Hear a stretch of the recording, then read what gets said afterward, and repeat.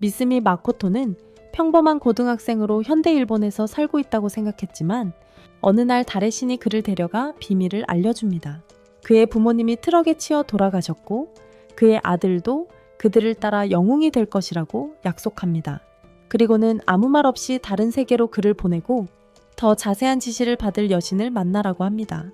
마코토가 여신의 궁전에 도착하자 여신은 그에게 욕설을 퍼붓고 못생기고 바보 같다고 놀립니다. 프로포즈했을 때 내가 짝사랑하던 여자애가 나한테 전화했어. 그녀는 이미 자신의 세계를 구할 다른 영웅들을 찾았다고 말하고 그에게는 다른 역할을 맡기려 합니다. 그런 역겨운 괴물은 필요 없다며 그를 세상 끝 다른 추악한 괴물들 곁으로 내쫓았습니다. 그에게 힘을 주는 것이 그녀의 의무였기에 그녀는 그에게 인간 이외의 생물들의 언어를 이해하고 말할 수 있는 능력만을 주고 이 세상에서 번식하지 말라는 말과 함께 그를 내쫓았습니다. 그는 불모의 바위투성이 땅의 분화구에 떨어지고 3일 동안 음식과 물 없이 높은 산을 향해 걷다가 거의 정신을 잃을 즈음 도움을 요청하는 여자의 목소리를 듣습니다. 그는 서둘러 그녀를 구하러 갔지만 인간의 옷을 입은 공포에 질린 돼지 소녀와 그녀를 잡아먹으려는 2개의 머리를 가진 개를 발견했습니다. 그는 개의 공격을 피하고 빠른 속도로 개를 혼란스럽게 한 후 목을 걷어차지만 개는 마치 총알처럼 그의 몸을 뚫고 지나갑니다. 그리고 그는 자신이 생각했던 것보다 훨씬 강하다는 것을 깨닫습니다. 마코는 자신의 능력과 겁에 질린 돼지, 소녀에게 친구 요청을 받아들일 수밖에 없습니다. 그녀는 자신을 높은 산의 오크엠마라고 소개하며 높은 산 꼭대기에 있는 무적의 용에게 제물로 바쳐질 운명이라고 말합니다. 그녀는 그를 마을로 데려가 불 마법을 가르쳐주고 그는 하루 만에 마스터합니다. 그리고 다음날 아침 그는 높은 산으로 가서 용을 처리함으로써 엠마에게 감사를 표하려 합니다. 학교 궁술부 출신답게 불을 활과 화살로 변형시켜 불화살로 문을 명중시킵니다. 단순한 연습 사격이었지만 화살이 문을 날려버리고 오크들을 괴롭히던 악당들은 그 공격에 순식간에 패배합니다. 그들은 용의 이름을 이용해 오크들을 착취했지만 마코가 용의 집을 공격하자 용이 나타나 그를 공격합니다. 붉은 안개가 모든 것을 뒤덮고 장엄한 용이 나타나 마코를 공격하지만 마코는 모든 것을 피합니다. 안개가 짙어지지만 우리의 영웅은 새로운 감각 능력으로 안개 속에서도 용을 볼 수 있고 모든 공격을 피합니다. 방역을 시작하기 전에 공격을 가합니다. 그런 다음 용 주위에 사방으로 불덩이를 만들어 공격하고 용이 피해 멍에 싣는 틈을 타 마코는 자신의 권투 실력을 선보입니다. 3번의 주먹질만으로 용을 쓰러뜨리지만 방심하는 순간 용은 마법 눈으로 그를 환영 속에 가두고 그가 죽을 것이라고 생각합니다. 마코는 활쏘기 동아리의 후배이자 예쁘고 인기 많은 미쿠미를 보고 꿈속에서 그녀가 자신에게 고백하고 적극적으로 대시하는 것을 봅니다. 자신은 외모키, 두뇌 심지어 돈까지 부족하다는 것을 알기에 그것은 꿈이라고 생각합니다. 환영이었고 그는 자신의 힘으로 그것을 없앤다. 이제 그는 그것이 달의 신이 자신에게 준 힘이었음을 깨닫고 그것을 이용하여 자신 주변의 영역을 마음대로 조종할 수 있었다. 그는 그것을 이용해 이전의 용을 감지했고 이제는 그것을 이용하여 환영 함정을 뚫을 수 있도록 주먹을 강화한다. 그는 밖으로 나가 용을 아주 두들겨 패려고 준비했지만 용은 새끼 고양이처럼 굴며 목숨을 구걸한다. 용은 그의 기억을 보았고 더 많은 기억을 보고 싶어서 그에게 동반자가 되는 계약을 제안하는데 이는 양측 모두에게 이익이 될 것이다. 마코는 처음에 주저하지만 계약에 동의하고 용은 의식을 시작합니다. 마법이 그들을 감싸고 용소녀가 계약을 맺으려고 하자 그리고 계약이 완료되자 그녀는 예쁜 여성으로 변신합니다. 정말 어떤 애니메이션에서도 최고의 순간입니다. 마코는 실망합니다. 그는 여자아이보다 용의 하인에 더 관심이 있었기 때문입니다. 그리고 용소녀는 그래서 그는 처녀로 죽을 것이라고 말합니다. 그런 다음 용소녀는 이런 계약에서는 약한 존재가 강한 존재의 모습을 취한다고 설명합니다. 그리고 그녀가 인간 여성이 되려 했기 때문에 그녀는 사무라이가 되었습니다. 그녀가 관심이 있었기 때문입니다. 마코의 기억 속 시대극에서 보았던 것과 같은 장면들이었습니다. 그녀는 새로운 주인을 자신의 데미플레인 즉 상상의 세계로 데려갑니다. 오직 그녀만이 접근할 수 있는 곳입니다. 그녀는 이곳이 제 미래처럼 어둡고 텅 비어 있을 거라고 예상했지만 무성한 숲 지역임을 알게 되었습니다. 마코의 기억에 따라 변화하는 곳이었습니다. 마코는 자신의 집의 아래에 있는 그 광활한 지역을 보며 이곳이 무료, 부동산이라고 생각하고 신비롭고 전설적인 장소가 될 것이라고 생각하며 이곳에 도시를 건설하고 싶어 했습니다. 그런 다음 그는 용소녀를 오크들에게 데려가 그녀가 오크들을 먹는 일에 관여하지 않았다고 설명했고 오크들은 그들의 영웅을 위해 파티를 열었습니다. 그런 다음 그는 용소녀를 오크들에게 데려가 그녀가 그들을 먹는 일에 관여하지 않았다고 설명했고 그들은 그들의 영웅을 위해 파티를 열었습니다. 베어비는 에마와 이야기하며 그녀가 똑똑하고 친절하고 오크 기준으로는 예쁘다고 생각하고 다른 세계에서 자신의 여주인공이 될 수 있을지 궁금해하기 시작합니다. 그녀가 나쁘지 않은 선택일 수도 있지만 여자친구가 아니라 저녁 메뉴에 대해 이야기하는 경우에만 그렇습니다. 한편 용소녀는 마을 촌장에게 더 나은 곳으로 이사갈 것을 제안하고 다음날 아침 그들은 모두 짐을 싸서 그녀의 반대민 차원으로 이사하여 마코의 꿈의 도시 최초의 주민이 됩니다. 그는 그들을 설득하려 하지만 오크들은 단호하며 그러자 용소녀는 그들 모두와 그들의 집과 가게들을 안개 관문을 통해 자신의 차원으로 흡수합니다. 그는 그들을 다른 방식으로 설득하려고 하지만 오크들은 단호했고 그러자 용소녀는 그들 모두와 집과 가게들을 안개 관문을 통해 자신의 차원으로 흡수합니다. 일주일 만에 오크들은 도시 건설에 상당한 진척을 보였고 마코는 다양한 마법 원소들을 능숙하게 다루게 되었는데 그 중에서도 물을 가장 잘 다루고 바람 마법은 전혀 사용하지 못한다는 것을 알게 되었다. 밖에서는 오크들이 단단한 나무를 자르는데 어려움을 겪고 있었고 마코는 그들을 도와 달의 신으로부터 받은 힘, 이제는 카이라고 이름 붙인 힘을 사용했다. 그는 자신의 주변에 힘을 만들어내고 그 안에서 자신의 칼을 강화하여 나무를 마치 버터처럼 썰어낸 후 나무를 들어 한쪽 구석 내려놓았다. 심지어 카이를 이용해 오크들의 부상을 치료할 수도 있었는데 그것은 마법이 필요 없는 능력이었지만 자신에게는 사용할 수 없었다. 그러자 운전하는 소녀가 심부름을 마치고 돌아오는데 의식을 잃은 난쟁이 남자를 안고 있으며 주인에게 그 난쟁이가 재앙의 검은 거미, 즉 영원한 굶주림을 가진 괴물에게 부상을 입었다고 말합니다. 그녀가 말하는 순간 거대한 거미가 보이지 않는 벽, 이 상상의 세계를 보호하는 벽을 깨고 들어오려 합니다. 트럼프가 거기에 있었다면 더 강력한 벽을 쌓았을 겁니다. 거대한 거미 괴물이 2차원에 들어오고 그 어둠의 기운과 살기가 마코를 겁에 질리게 합니다. 게다가 용소녀는 그를 도와주기를 거부합니다.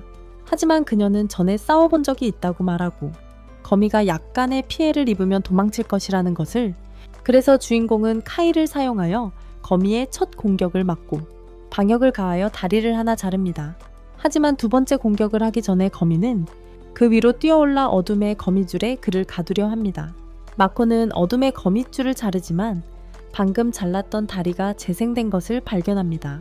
그리고 아무리 공격해도 계속 재생됩니다. 그래서 그는 전략을 바꿔 불 마법과 궁술 실력을 사용하여 거미의 머리를 정확히 맞춥니다. 그 후 그는 강력한 화구를 창으로 만들어서 괴물에게 큰 타격을 입히지만 괴물은 여전히 그를 쫓아온다. 마코의 공격에서 남은 마법 잔류물을 흡수하여 회복하고 자신을 치료함으로 그는 다시 공격 패턴을 바꿔야 한다. 그는 많은 불화살을 만들어 거미를 꿰뚫는 일제 사격을 가하지만 완전히 회복된 거미에게서 들려오는 여자의 웃음소리를 듣고 지친 마코를 공격하여 그의 카이 장벽을 부수고 거대한 팔로 그를 찌른다. 마코는 지금까지 발전 중인 도시를 파괴하지 않기 위해 억눌러 왔지만 이제는 격분하여 거대한 폭발을 일으켜 거미를 내장에 구멍이 난 채 날려버린다. 그러고는 자신의 불덩이로 기관총을 만들어 거미를 계속 억누르면서 최후의 공격을 준비할 시간을 벌었다. 자신의 최고 속성인 물을 사용하여 강력한 물 화살을 만들고 거미에게 쏘아 숲속에 박아 넣었다. 하지만 그게 그의 전부였고 마법을 너무 많이 써서 쓰러졌다. 불행히도 거미는 아직 죽지 않았고 마코를 생포할 만큼 회복했다. 용의 소녀는 주인이 잡아먹히는 것을 막을 수 없을까봐 두려워했다. 하지만 그 거미는 고통과 지배받는 것을 정말 좋아하는 변태였고 마코와의 싸움은 오랜만에 그렇게 충만함을 느낀 첫 경험이었기에 그 모든 순간을 즐겼다. 그녀는 인생의 모든 순간을 그와 함께하고 싶어 하지만 용소녀는 주먹으로 치고 마코를 해방시킨 후 거미에게 제안을 합니다. 그가 의식이 없는 상태임에도 불구하고 지금 당장 그와 종속 계약을 맺자고 요청하고 나중에 허락을 받을 수 있다고 합니다. 거미는 계약을 맺는 데 동의하고 마코가 나중에 완전히 치유된 채 깨어났을 때 그는 옆에 검은 옷을 입은 소녀가 있는 것을 발견하는데 그 소녀는 그에게 식사에 대한 감사를 표하고 자신을 그에게 바치겠다고 약속합니다. 그는 충격을 받고 공포에 질리고 소녀가 조금 귀엽긴 하지만 그녀에게서 좋은 기분을 느끼지 못합니다. 검은 옷을 입은 소녀는 마코에게 그가 용소녀 그녀의 작은 복제체에 의해 치유되었다는 것을 알려줍니다. The girl in black tells Mako that he was healed by the dragon girl, her tiny clone. 그리고 에마에게 하지만 그는 그녀에게 단지 누구냐고만 물었어요. 그녀는 자신이 검은 거미라고 답하며 그가 의식을 잃었을 때 어떻게 계약을 맺었는지 모든 것을 이야기하는데 입술을 핥으며 주인에게 모든 것을 바친다고 말하자 우리의 주인공은 그녀가 자신의 순결을 빼앗을까봐 공포에 질립니다. 용녀가 왔을 때 그는 그녀에게 짜증을 내며 비꼬는 투로 훌륭한 한녀라고 부르지만 용들은 비꼼을 이해하지 못해서 그녀는 기뻐하며 그가 진심이라고 생각합니다. 그녀는 그 후 며칠 전 구해준 노년의 드워프를 소개합니다. 그는 많은 전설적인 무기를 만들어낸 드워프의 고대 분파 출신이었습니다.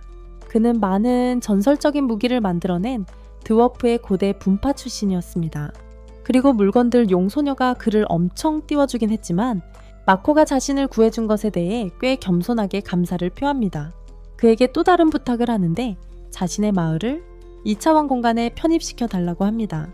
마코는 매우 태평한 성격이라 그의 부탁을 곧바로 받아들이지만 용소녀는 그의 순진함을 감싸주며 드워프들이 도시 개발과 리스커미, 무기 제작 등 몇 가지 조건을 충족해야 한다고 말합니다. 드워프 장로는 그것에 대해 아무런 문제가 없다며 며칠 안에 자신의 부족을 설득하겠다고 말하지만 용소녀는 자신의 비늘을 이용해 그에게 뇌물을 주어 이를 더 빨리 처리하게 하고 마코는 자신의 부하들의 부패를 그저 바라볼 뿐입니다. 그저 자신의 부하들의 타락을 바라볼 수밖에 없습니다. 그 후 하인들이 마코에게 부탁을 합니다. 자신들의 이름을 지어달라는 건데 마코는 별것 아니라고 생각하지만 하인들은 매우 열정적이며 대충 짓는 것을 받아들이지 않습니다. 마코는 아름다운 이름을 짓기 위해 고심하고 머리를 굴린 끝에 용소녀의 이름을 토모라고 짓는데 역사상 가장 용감한 여사무라이의 이름을 따서 지었습니다. 그녀는 자신의 이름에 매우 기뻐하며 빛나기 시작하면서 춤을 춥니다. 그리고는 주인에게 이름을 받으면 몬스터의 힘이 강해진다고 설명하는데 저희 채널의 다른 애니메이션에서도 똑같은 일이 있었던 것 같습니다. 토모는 자신의 능력을 최대한 발휘할 수 있는 특별한 이름이 있다고 말합니다. 그녀의 잠재력을 최대로 끌어낼 수 있는 특별한 이름이 있다고 말이죠. 힘이 아니라 주인에게서 유기적인 이름을 얻고 싶어 할 뿐입니다. 다음은 거미인데 마코는 그녀의 이름을 미호라고 지어주고 그 이름에 그녀는 너무 행복해하며 순종합니다. 다음날 마코는 오크를 포함한 다양한 종족, 드워프 거미인간, 도마뱀 인간들이 그의 도시에 엄청난 무리를 지어 있는 것을 발견하고 전에는 본 적이 없었던 마지막 두 종족을 보고 충격을 받습니다. 하지만 그는 하인들에게 묻기도 전에 그들은 군중에게 자신을 소개하고 민주적인 선거를 통해 주인의 칭호를 결정하고 공식적으로 그를 영주라고 부르기로 결정합니다. 오크들이 얼마나 간절한지 보니 그는 그들을 거절할 수 없었습니다. 없었어요. 그러자 드워프 족장이 마코에게 인사를 오며 그의 모습이 인간답지 않다며 기분 나빠하는데 하지만 여신이 보낸 게 아니라면 저토록 강력한 부하를 다룰 수 없을 거라며 태도를 바꿉니다. 화가 난 마코가 쏘아붙이지만 족장은 그가 여신과 함께하지 않는 걸 보고 안도하며 여신을 워낙 싫어하는지라 그를 따르기로 결정합니다. 이어 토모가 자신의 추종자인 도마뱀 인간들을 소개하는데 그들은 물과 바람 마법에 능숙하며 이제 모두 마코의 부하가 됩니다. 그 뒤 마요가 자신의 거미 인간들인 알크를 소개하는데 그들은 그녀와 같은 저주를 받아 항상 배가 고팠지만 마시자마자 마코의 피 그녀와 함께 저주가 풀렸습니다. 모든 알크들은 강력한 재생 능력을 가지고 있으며 그들은 자신들의 보스처럼 부분적으로 변태입니다. 하지만 마코는 너무 많은 반인반수들이 주변에 있는 것이 불편하고 이제 그는 절실히 인간을 만날 필요가 있습니다. 운 좋게도 그는 근처에 인간 마을을 발견하고 마을 밖에서 예쁜 금발 여성을 봅니다. 하지만 그가 그녀에게 다가가자마자 그녀는 겁에 질려 도망치고 그를 괴물이라고 부릅니다. 마코는 충격을 받고 무슨 일이 일어났는지 궁금해하며 부정합니다. 그 여자아이가 뭔가 미친 것을 보았을 거라고 생각하지만 그가 마을에 다가가자 마을 입구에 도착하자 그는 인간들이 전투 준비를 하고 있는 것을 발견합니다. 그는 정중하게 마을에 들어가도 되는지 묻지만 그들은 그의 말을 이해하지 못하고 그가 괴물이라고 확신하며 그에게 총을 쏩니다. 마코는 카이 장벽을 사용하여 화살을 맞고 자신이 인간 언어 외에 다른 언어를 구사할 수 있다는 것을 여신이 알려주었고 그녀가 고의로 그가 인간과 의사소통할 수 없도록 만들었다는 것을 깨닫습니다. 그는 집으로 돌아가 그의 인생에 있는 세 여자에게 울며 하소연하고 그들은 그에게 이 세상의 모든 생물은 그를 제외하고 인간의 말을 할 수 있다고 말합니다. 그리고 에마는 마코에게 사람들이 그의 언어 때문에 두려워하는 것이 아니라 우스갯소리로 그의 못생긴 얼굴 때문이라고 말하며 좋은 한 대를 얻어맞습니다. 사실 마코는 엄청난 마법을 가지고 있는데 그 마법이 무시무시한 아우라로 새어나와 마왕 10명에 맞먹는 위력을 지니고 있어서 인간들을 겁먹게 합니다. 에마는 마코에게 그걸 조절하는 법을 가르치지만 거의 진전이 없고 마코는 인간을 만나는 것을 포기하지 않으니 다른 방법으로 아우라를 조절하려고 합니다.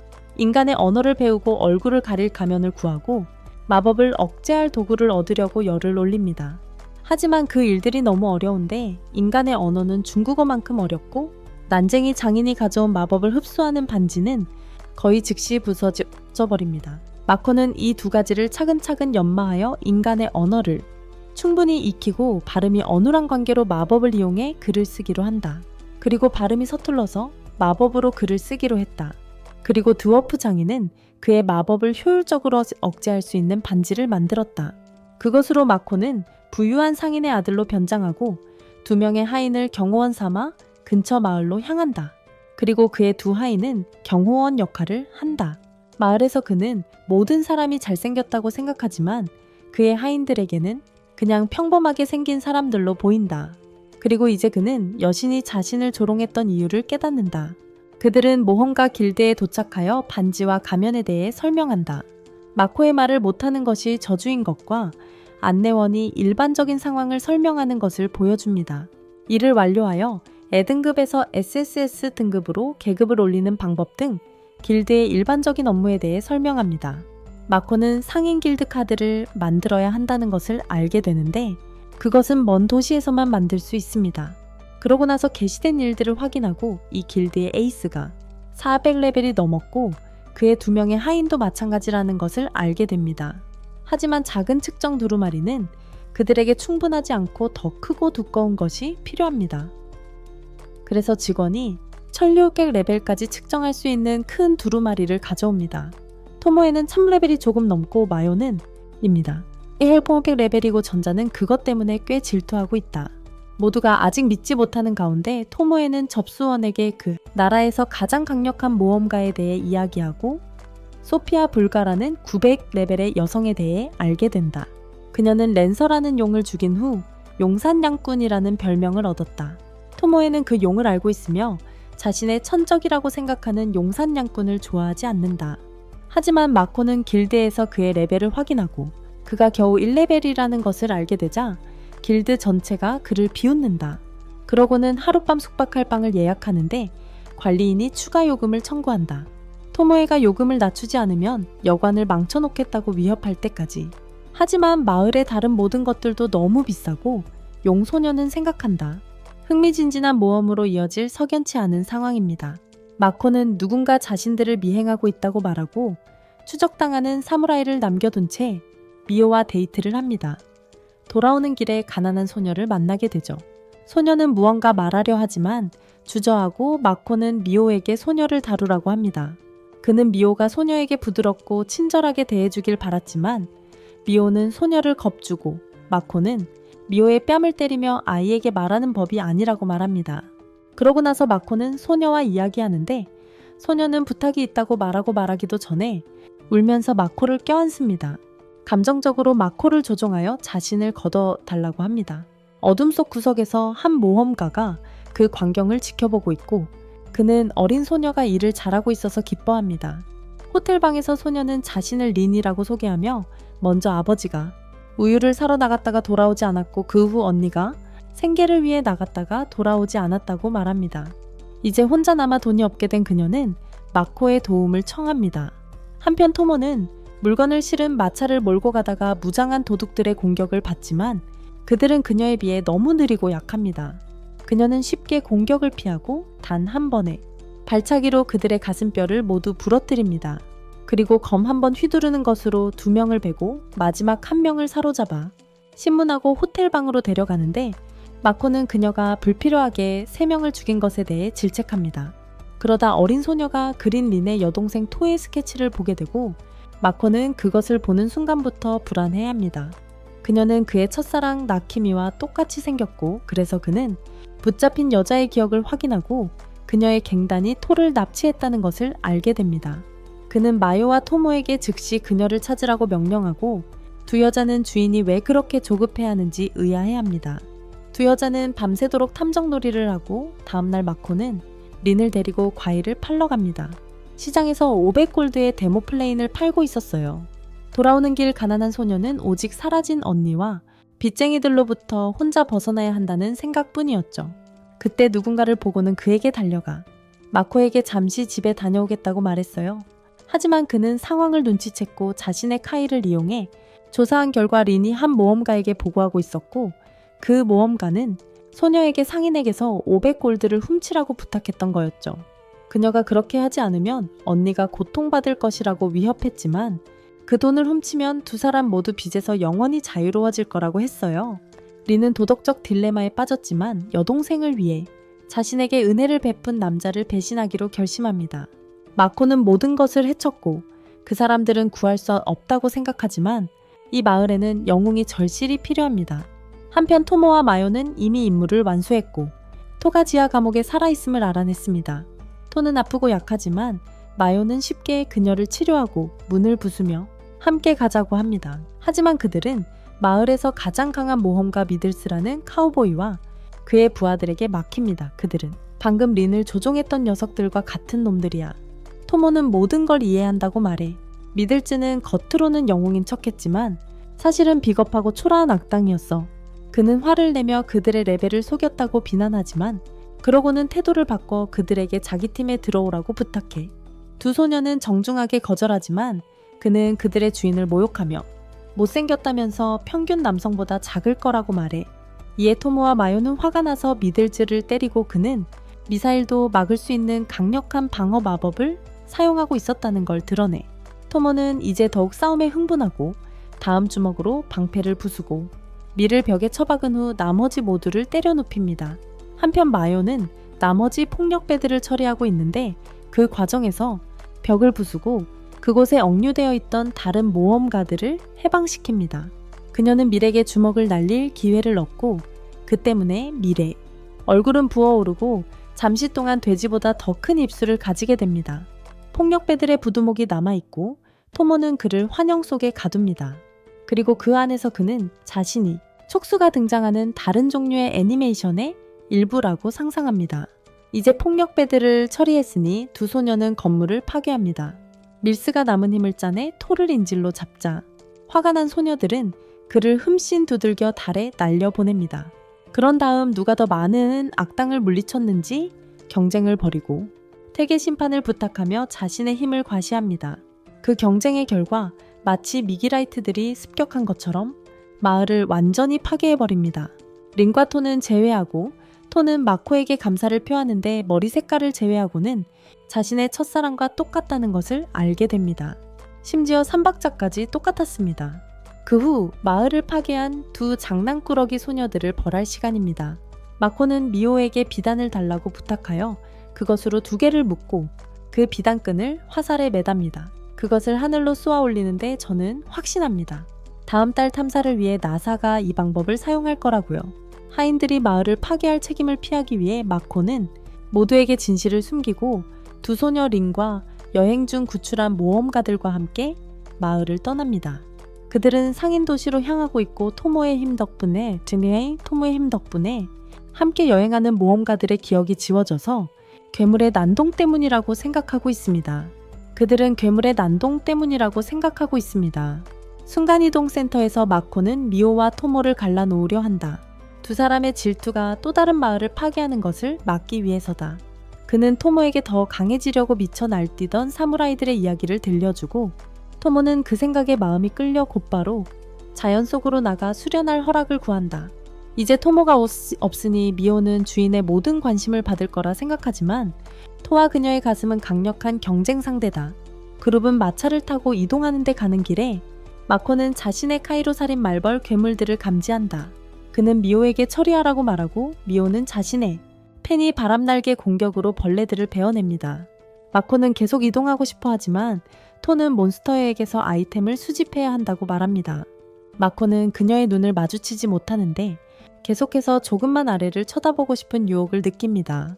하지만 그녀가 잔혹하게 몬스터 시체를 자르는 것을 보면서 그 소녀에 대한 그의 관심은 줄어들고 그래서 여행하며 몬스터와 쓰다 보니 그들은 상인 마을에 도착합니다. 마을 입구에 다다르려는 순간 루비아이즈라는 희귀한 벌레의 몬스터를 발견하고 평범한 모험가들은 그 몬스터를 상대할 자신이 없습니다. 마코는 미오에게 벌레들을 죽여달라고 부탁하지만 모험가들이 소중한 몸에 상처 하나도 내지 말라고 하자 미오는 좌절하고 주인에게 직접 하라고 말합니다. 어쩔 수 없다는 것을 알게 된 마코는 활과 화살을 들고 루비아의 약점을 겨냥하여 하나씩 쓰러뜨립니다. 1레벨 상인이 이렇게 뛰어난 전투 실력을 가지고 있다는 사실에 모두 놀라지만 5초 이상 그에게 관심을 두지는 않습니다.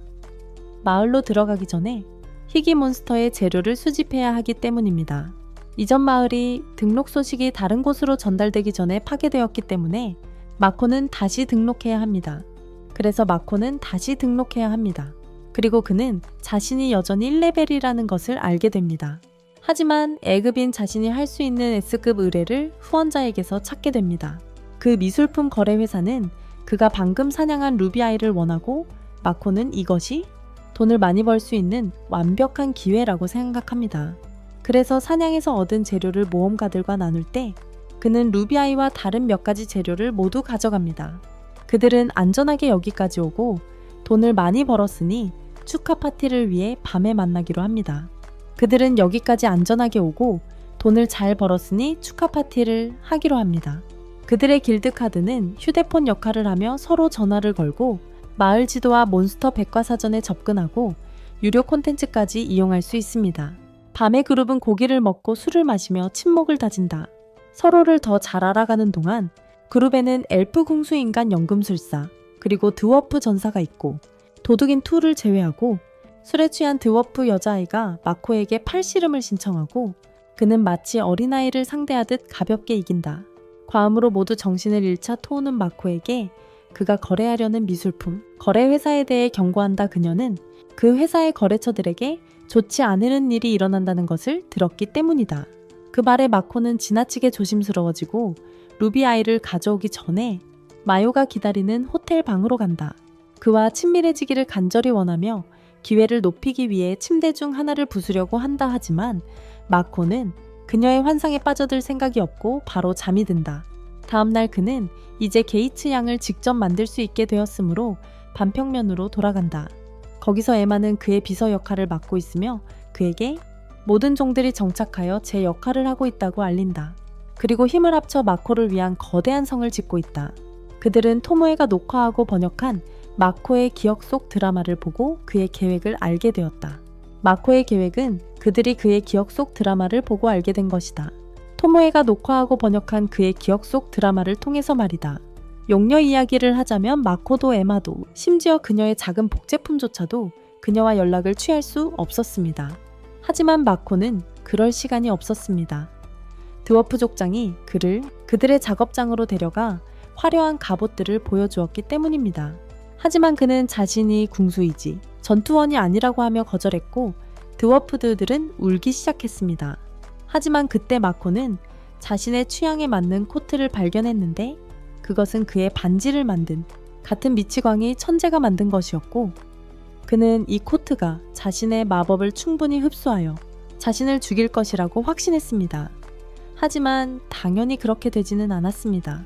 그 코트는 높은 마법과 물리적 방어력을 가지고 있었고 심지어 색깔도 바꿀 수 있었습니다. 방어에 집중하던 것을 기동성에 집중하도록 바꿨어요.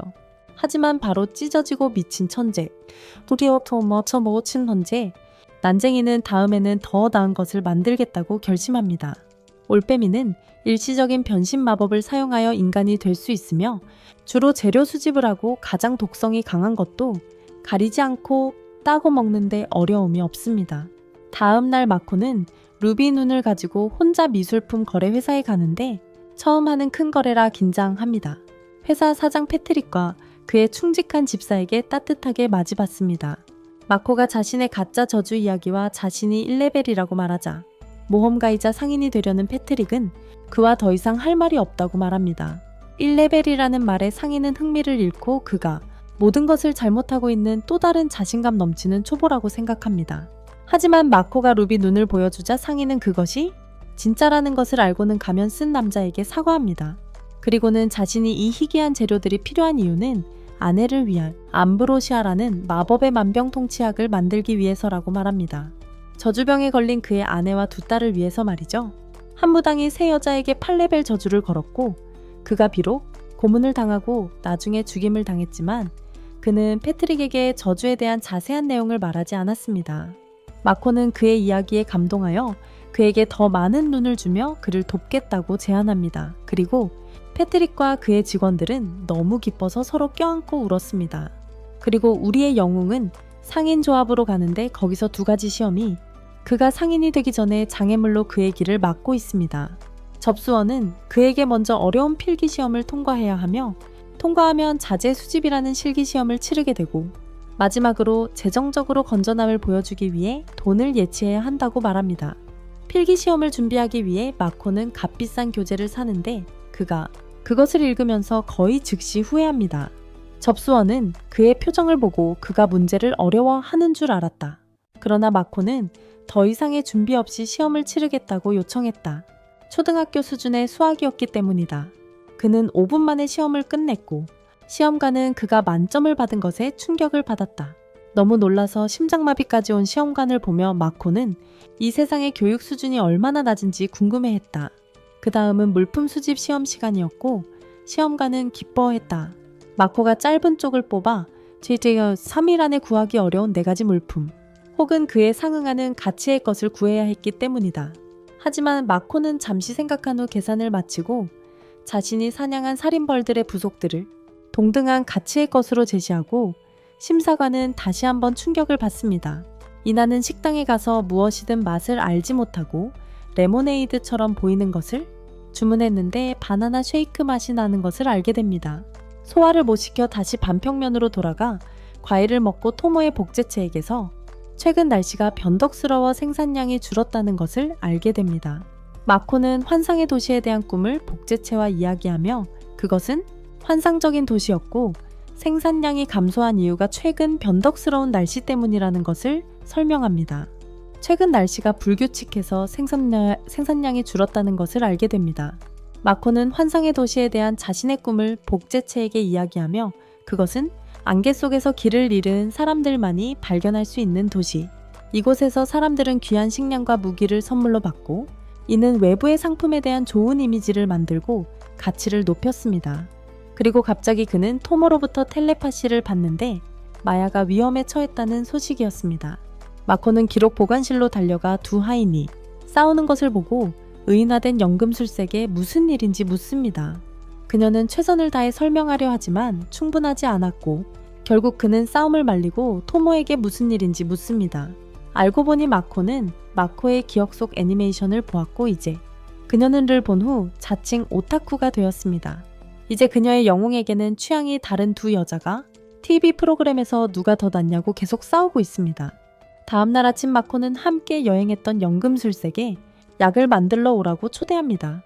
하지만 그들이 떠나자 상인 마을의 또 다른 모험가가 그들을 염탐하고 그들의 목표 달성을 막기 위해 무슨 수를 써서라도 그들을 막을 계획입니다. 마코는 연금술사를 패트릭에게 데려가고 불쌍한 남자는 유명한 알 회사에서 일하게 될 거라는 사실을 알고 당황합니다.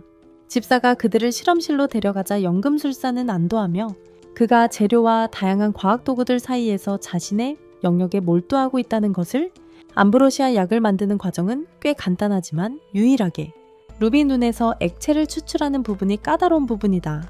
집사는 그들이 진짜 암브로시아 꽃 대신 루비 눈을 사용했다고 하는데 그 꽃을 먹고 자란 벌들이 찾기 어려웠기 때문에 그들의 눈이 대체제로 훌륭하게 작용할 수 있었다고는 한다. 그리고 이제 마코는 암브로시아 꽃을 손에 넣을 수 있다면 아주 빠르게 정말 부자가 될 수 있다고 생각한다.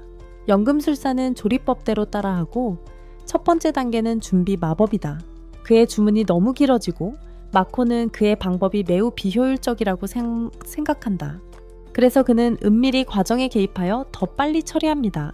첫 번째 약병이 곧 만들어지고 집사가 그것을 패트릭에게 가져다 그의 아내에게 먹입니다. 나머지 두 번의 투여량이 만들어진 후 연금술사는 자신의 안위를 위해 너무나도 느긋했고 집사가 방으로 밀고 들어오자 그는 놀라서 병들을 공중으로 던졌습니다. 마코는 재빨리 반응하여 첫 번째 병을 쉽게 잡았지만 두 번째 병은 야구 실력을 발휘해 뛰어들어 몸의 어떤 부분이라도 병을 잡기를 바라야 했습니다. 그 과정에서 머리를 벽에 부딪혔지만 그는 이를 해냈습니다. 그러자 그들은 패트릭이 위험에 처했고 손을 다쳤다는 것을 알게 됩니다. 폭력적으로 행동하며 그를 공격하는 아내에게 약을 먹이는 동안 말이죠. 연금술사는 이것이 저주의 자기 방어 기제일 수 있다고 말합니다. 그리고 패트릭은 자신의 딱한 사정을 늘어놓으며 이제 너무 무섭다고 말합니다. 그의 말에 마코의 마음이 움직여 아내를 제압하겠다고 자원합니다. 패트릭이 1레벨에게는 너무 어려울 거라고 말하지만 다른 사람들은 모두 마코가 충분히 잘 해낼 것이라고 믿습니다. 그는 파괴된 방으로 들어가서 땅에 있는 약을 이용해 여자를 유인합니다. 그는 그녀가 공격해올 추하고 대머리의 개구리 같은 좀비일 줄은 예상하지 못했습니다. 그녀가 갑자기 공격했지만 그는 첫 공격을 쉽게 피했습니다. 마코는 유도를 알고 있었기에 좀비 여자가 다시 공격하자 제압했습니다. 마코가 좀비 여자를 붙잡고 있는 동안 패트릭이 약을 먹였고 그녀는 정상으로 돌아왔지만 머리가 없어서 여전히 꽤 못생겼습니다. 다음은 똑같이 머리가 없는 좀비인 딸들인데 첫 번째 딸은 스파이더맨인 척하다가 마코에게 제압당하고 치료받았습니다. 연금술사가 마지막 약을 가지고 왔는데 어설프게 넘어지면서 공중으로 약을 던져버렸지만 집사가 제가 애니 여자들에게 느끼는 감정처럼 약을 잡았습니다. 마지막 환자는 아직 의식이 조금 남아있었고 마코에게 도망치라고 애원했습니다. 멀리 떨어져 있었지만 그도 그녀의 치유를 도왔고 다행히 모든 것이 잘 되었습니다. 패트릭은 여신에게 감사하고 마코는 그녀의 이름을 듣자 토할 것 같았습니다. 그러자 우리의 영웅은 밖으로 나가는데 두 명의 하녀가 그를 기다리고 있었습니다. 그리고 갑자기 누군가가 불기둥 함정을 이용해 그들을 공격합니다. 마코는 불을 피하지만 토모와 미오는 기꺼이 제자리에 머물렀고 그 공격은 전혀 효과가 없었습니다. 공격자들은 이전에 마코를 감시했던 모험가들과 같은 사람들이었고 토모는 이 두 사람이 한동안 그들을 미행해왔다고 말합니다. 그들은 혼자가 아니었고 우두머리의 신호에 따라 수십 명이 넘는 모험가들이 마코 일행을 에워쌌고 우두머리는 두 소녀에게 자기 쪽으로 오라고 요청합니다. 토모는 지난 마을의 바보가 같은 말을 했다는 것을 떠올리고 그의 부탁을 거절하지만 미오는 10골드의 그의 제안을 받아들입니다. 마코의 계획이었습니다. 그는 여자아이들 중 한 명이 빠져야 그들의 질투와 경쟁이 사라질 것이라고 생각했습니다.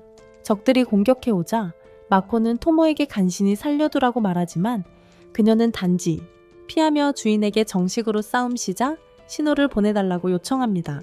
원하는 신호를 받자 그녀는 검의 등으로 모두를 제압하고 마침내 두 명의 주범, 전사와 마법사만 남게 됩니다. 마법사는 당황하여 순간이동 주문을 사용하며 친구를 배신합니다. 마법사는 당황하여 순간이동 주문을 사용하며 친구를 배신합니다. 하지만 주문을 완료하기 전에 마코는 얼굴로 농구를 합니다. 그러자 주범이 마을 최고의 모험가 라임이라고 소개하며 공격합니다. 토모는 쉽게 무장을 해제하고 그를 쓰러뜨립니다. 땅에 쓰러진 그는 자신의 최후라고 생각하며 공포에 떨고 토모는 그의 기억을 잃고 그가 나쁜 사람이 아니었음을 깨닫습니다. 토모의 조언에 따라 마코는 라임의 이야기를 듣고 라임은 그에게 사과하며 패트릭에 대한 증오의 전말을 이야기합니다. 몇 달 전 미술품 거래 회사가 그들의 시장 장악으로 많은 모험가들이 실업자가 되고 일부는 무모한 임무를 완수하려다 목숨을 잃기도 했습니다. 심지어 라임이 온 고아원에도 피해가 갔고 그는 패트릭의 가족에게 잠재우는 저주를 걸 것을 제안한 주술사와 손을 잡기로 했습니다. 하지만 악당 주술사는 거짓말을 했고 새 여자에게 서서히 죽음에 이르게 하는 악한 저주를 걸었습니다. 라임은 이 사실을 몰랐다고 합니다. 토모는 그가 진실을 말하고 있다고 확인할 수 있었고 마코는 라임을 풀어주며 동료들을 돌보라고 말합니다. 하지만 라임이 가기 전에 마요가 합의된 금액보다 더 많은 돈을 가져갑니다. 라임은 패트릭에게 사과하고 패트릭은 마코를 위해 그리고 그의 가족이 이제 잘 되었으니 그를 용서하기로 합니다. 그리고 토모는 그를 자신의 휘하에 두고 그에게 자신의 스파이가 되어 정보를 수집하라고 합니다. 자신이 신뢰하지 않는 미술품 거래 회사에 대한 정보입니다. 한편 2기에서는 작은 문제가 발생합니다. 마코와 그의 2명의 압도적으로 강한 하인들과 관련된 문제입니다. 에만이 혼란스러워하는 마코에게 상황을 설명합니다. 2개의 전사들은 그들과 훈련하고 압도적인 차이로 그들에게 패배한 후 자신감을 잃어가고 있었습니다. 해결책을 위한 논의가 시작되고 마코는 결정합니다. 무슨 말을 하기 전에 상황을 좀 더 확인해 보기로 했어요. 하지만 마요의 거미 인간들이 개별적으로 강했고 토모의 도마뱀 인간들보다 더 잘 싸웠기 때문에 두 사람은 다투게 되었고 마코는 그들의 싸움을 말리며 토모에게 자기 부하들과 이야기해보라고 하고 상황을 더 알아보기 위해 마요를 데리고 갔습니다. 그는 오크들을 확인하러 가서 자신의 카이를 이용해 그들이 농사와 훈련에 대해 이야기하는 것을 엿듣습니다. 그들의 의견으로는 마요와 토모는 여전히 괜찮은 선생님들이었어요. 열심히 하면 가까이 다가가게 해주고 공격을 허용해 주었기 때문이죠. 하지만 마코는 자비 없는 괴물이었어요. 그들에게 조금의 여유도 주지 않았죠. 단 한 번의 기회조차 주지 않았습니다. 그는 이 일에 대해 매우 괴로워했고 그때 토모가 와서 도마뱀 인간들이 오크들과 똑같은 훈련을 했고 두 종족 모두 비밀리에 훈련을 했다고 말합니다. 상대방이 자신의 기술과 전략을 알지 못하도록 하기 위해서였고 마코는 이것을 바꿔야 한다고 생각합니다. 그는 서로 다른 종족들이 서로의 강점을 교환하고 약점과 전략을 공유한 후 협력해야 한다고 제안합니다. 그리고 함께 성장해야 한다고 말했고 토모는 이것을 현실로 만들 아이디어를 떠올립니다. 경기장이 빠르게 만들어지고 도마뱀 인간과 오크 전사들이 마코의 명령에 따라 그곳에 모였습니다. 토모는 쇼 진해증을 막고 가장 강한 자들이 두 종족의 전사들이 각자의 종족을 대표하여 결투를 벌일 것이고 작은 토모 복제체가 심판을 볼 것입니다. 전투가 시작되고 도마뱀 전사는 공중포를 사용한 후 점프하여 오크 전사를 공격하지만 오크 전사는 방패 마법으로 공격을 받고 경기장을 흔드는 강력한 일격으로 반격합니다. 마코는 그들의 실력에 놀라지만 토모는 전사들이 자만하지 않도록 포커페이스를 유지하라고 말했습니다. 도마뱀 전사는 강력한 바람의 칼날을 사용하여 적을 배려하지만 마무리 일격을 날리려고 점프하는 순간 오크가 그의 꼬리를 잡고 휘둘러 바닥에 내동댕이 칩니다. 심판이 싸움 끝을 알리고 오크들의 승리를 선언합니다. 모두 잠시 동안 우승자를 환호하지만 마코가 여전히 무표정한 채로 있고 그때 토모가 이번 싸움에 실망했다고 말합니다. 도마뱀 인간과 오크들이 여전히 너무 약하고 희망이 없었고 그녀의 기대를 저버렸다고 말합니다. 그녀는 그들이 너무 약하면서도 서로 전략을 감추려 했던 것을 질책하며 선의의 경쟁을 통해 더 강해져야 한다고 말합니다. 그러면서 평범한 전사들을 3인조와 비교하는 것은 어리석은 짓이었으니 앞으로 매주 싸움을 하고 순위를 매길 것이라고 말합니다. 누가 가장 강한지를 결정하는 시스템이 마련될 것이고 결국 모든 종족이 그 싸움에 참가하게 될 겁니다. 토모의 가혹한 말 이후 마코는 두 전색의 격려를 건네며 그들이 큰 잠재력을 보여준다고 말합니다. 더 할 말은 없고 그때 토모가 데미스페이스 랭킹 토너먼트의 시작을 알립니다.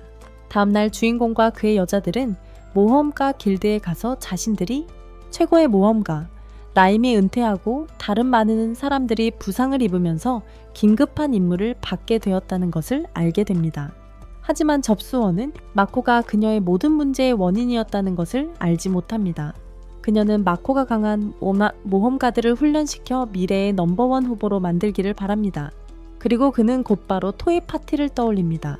그는 토모에게 그들을 훈련시키라고 말하고 그녀는 스스로 주인의 짝사랑 상대와 닮은 여성을 주인이 걱정하지 않을 정도로 강하게 만들 책임을 집니다. 그녀의 훈련은 혹독하고 너무 힘들었고 끝내 그녀는 그들에게 단 한 마리도 이기지 못하는데도 강한 몬스터 무리를 상대로 싸우게 합니다. 모험가들은 크게 패배하고 부상 직전에 놓였을 때 토모는 그들과 원숭이 몬스터들 사이에 장벽을 치고 그들을 쓸모없다고 부르며 형편없는 전략에 대해 질책합니다. 그녀는 그들이 몬스터들에게 무턱대고 돌격했다고 말하지만 그것은 충분하지 않으니 이제 새로운 전술을 가르쳐 줄 거야. 먼저 연금술색의 진흙 함정을 만들고 그 안에 마비약을 넣으라고 하고 엘프 궁수에게는 높은 곳을 점령하라고 지시하지. 난쟁이 전사는 괴물들과 정면으로 맞서 싸우고 토모는 은신술을 사용해서 뒤에서 마무리 일격을 가할 거야.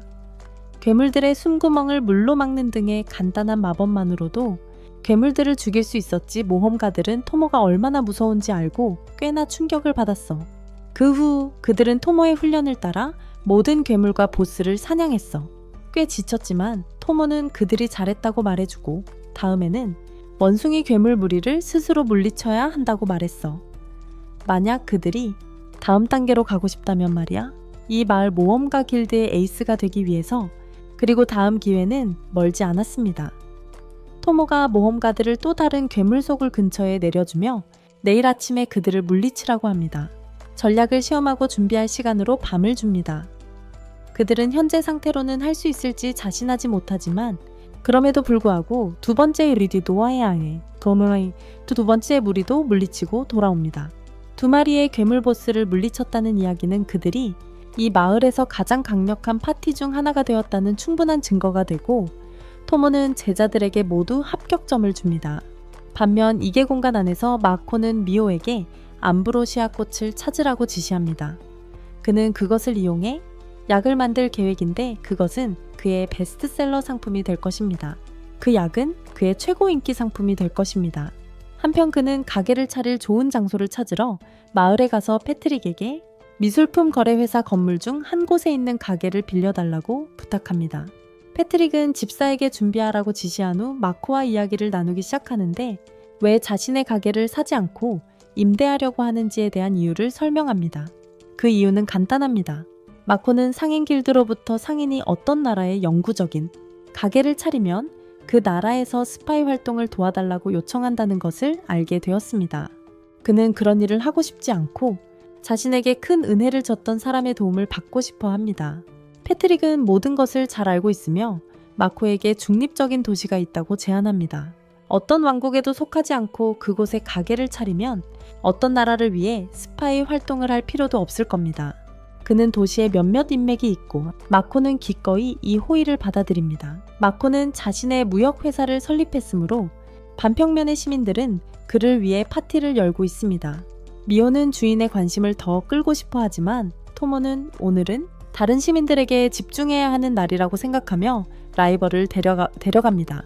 두 명의 가까운 시녀가 그의 곁에 없다는 것을 알고 다른 사람들이 마코에게 다가갑니다.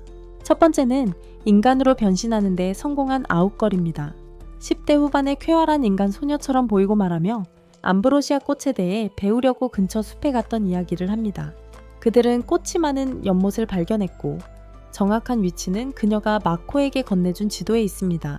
하지만 그녀는 숲에 그 꽃을 지키는 반인반수 종족이 있었다고 덧붙이며 아무것도 가져오지 못했다고 말합니다.